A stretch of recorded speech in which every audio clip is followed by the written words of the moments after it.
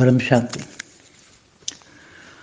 कई बार आज का सब्जेक्ट है कि कई बार भक्ति मार्ग वाले कहते हैं ना कि भगवान दुख देता है, ऊपर वाले ने दुख दिया, ऊपर वाला जो देता है ऊपर वाले के बिना पत्ता भी नहीं हिलता।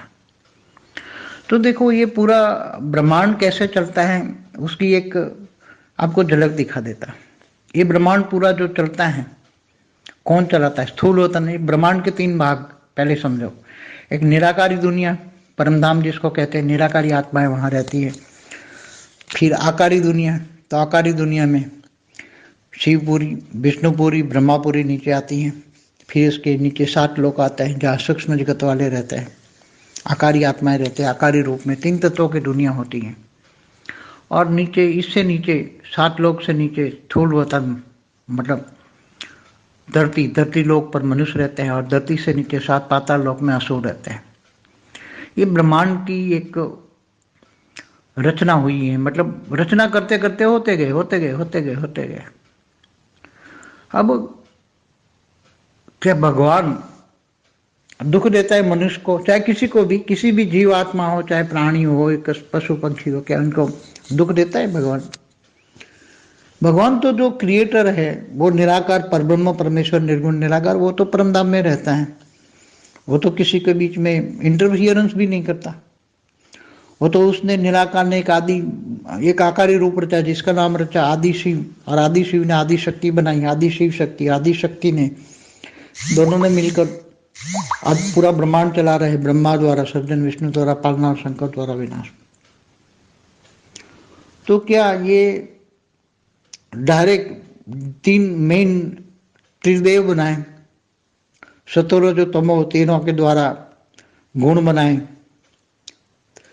तो परमात्मा तो त्रिगुणातीत है, इनसे ऊपर रहता है, तीनों गुणों से रहित है। तो वो तो नीचे इंटरफियरेंस नहीं करता। ब्रह्मा द्वारा सृजन, विष्णु द्वारा पालना और शंकर द्वारा विनाश होता ही रहता है। धरती पर अर्ध प्रलय, 4 युग पूरा होने पर अर्ध प्रलय, प्रलय, कल्प प्रलय, महाकल्प प्रलय।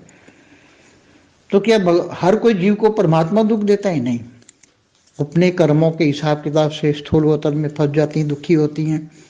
बहुत दुखी आत्माएं होती है तो परमात्मा को दोष देती हैं कि मुझे परमात्मा ने दुख दिया। जब सुख होता है तो परमात्मा को याद भी नहीं करती, तब नहीं कहती कि परमात्मा ने मुझे सुख दिया।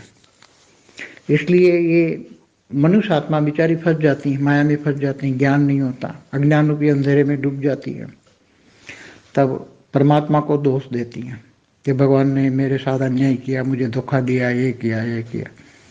अब परमात्मा तो डायरेक्ट यहाँ कुछ करता ही नहीं। पूरा ब्रह्मांड ये त्रिदेव चलाते हैं। 3 देवताओं के हाथ में है त्रिदेव, ब्रह्मा द्वारा सृजन, विष्णु द्वारा पालना और शंकर द्वारा विनाश। और जब धर्मग्लानि होता है तो विष्णु के अवतार होते हैं, साथ में कई अवतार और भी आते हैं। तो असुरों के विनाश के लिए, धरती पर असुर का विनाश के लिए अवतार होते हैं विष्णु के, पालनहार के। तो ये ब्रह्मांड चलता रहता है, उसमें परमात्मा कुछ किसी को कुछ नहीं करता। अब हर कोई जीव को, जो जीव आत्मा है, उनको ज्ञान लेना पड़ेगा, ज्ञान से योग लगाना पड़ेगा, पावर लेना पड़ेगा। अब जिससे योग माना कनेक्शन, जिससे कनेक्शन लगाओगे, चाहे विष्णु को कनेक्शन लगाओ तो विष्णुपुरी जाओगे, शिव से लगाओ तो शिवपुरी जाओगे, निर्गुण निराकार को लगाओ तो परमधाम जाओगे। अब आपको कहाँ जाना है वो आप टिकट ले लो अपने आप, ज्ञान की टिकट ले लो भाई, मुझे कहाँ जाना है तो ज्ञान की टिकट ले लो और वो ज्ञान में चलो। और नष्टो मोहस्मृति लब्धा इच्छा मात्र में विद्या बनो, तो अंत में तुम वहाँ चले जाओगे। अंतमति स्वगति, मरते वक्त तुम्हारी गति वहाँ होगी, अंतमति स्वगति होगी तुम्हारी। इसलिए परमात्मा को कोई दोष मत दो। अनजाने हो तो कुछ न देखता है सुनता है, निर्गुण निराकार जो है वो तो कुछ ना, भावातीत गुणातीत कर्मातीत है वो सब, उनसे कोई लेना देना नहीं। समय आने पर पूरा ब्रह्मांड का, ब्रह्मा का 100 साल बनाया उसने, समय भी पूरा निश्चित कर दिया कि ब्रह्मा का 100 साल ब्रह्मांड की आयु है।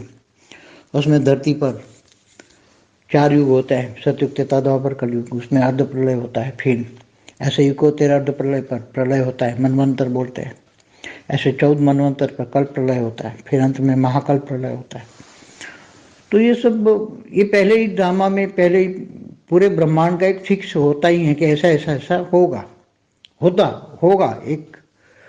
एक जैसे बनाया जाता है तो पूरा एक रूपरेखा पहले से ही पता होती है। तो निर्गुण निराकार कभी किसी को इफेक्ट नहीं करती। शिवपुरी में रहने वाला शिव शक्ति भी, ब्रह्मांड की आदि शिव शक्ति भी कभी किसी को इफेक्ट नहीं करती। न ब्रह्मा डायरेक्ट इफेक्ट करता है, न डायरेक्ट विष्णु इफेक्ट करता है, न शंकर इफेक्ट करता है। सबके अपने अपने कर्मों के हिसाब किताब से सुख दुख पाते हैं। कर्मों के हिसाब किताब से जब दुख आता है तब आत्मा परमात्मा को याद करती है, ढूंढने निकलती है परमात्मा को। फिर अनेक गुरुओं के पास जाती है। अनेक गुरु अपने अपनी डफली बजा रहे हैं। आज धरती पर अनेक धर्म मठ पंथ संप्रदाय इतने बैठे हैं कि आप कभी इधर कभी इधर कभी इधर कभी इधर जो भटकती रहती हैं आप जीवात्माएं। और जीवात्माएं जब भटकती है, ज्ञान समझ में नहीं आता तो और दुखी होते हैं, और कंफ्यूज हो जाती हैं, क्या करो क्या ना करो। इसलिए परम सत्य ज्ञान के लिए कर्म भी श्रेष्ठ चाहिए। कर्म करने से पहले सोचना चाहिए कि मैं ये कर्म करूँ या ना करूँ।